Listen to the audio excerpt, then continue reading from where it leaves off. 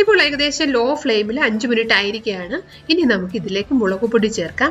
1.5 table spoon മുളക് പൊടിയാണ് ഞാൻ ചേർക്കുന്നത്.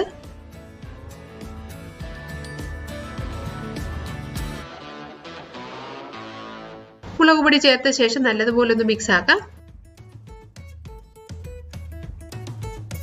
നമുക്കിതിലേക്ക് 1 ടേബിൾ സ്പൂൺ എണ്ണയും കൂടെ ചേർത്ത് കൊടുക്കാം. എന്നിട്ട് വീണ്ടും ലോ ഫ്ലെയിമിൽ തന്നെ വെച്ചിട്ട് നമുക്ക് ഒരു 5 മിനിറ്റ് ലോ ഫ്ലെയിമിൽ അടച്ചു വയ്ക്കാം.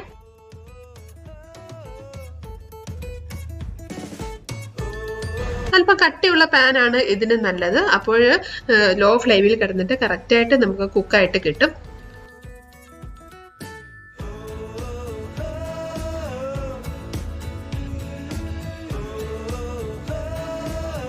നമ്മൾ ലോ ഫ്ലെയിമിൽ 5 മിനിറ്റിന് ശേഷം നമുക്ക് ഇതിലേക്ക് കടുക് വറക്കാം.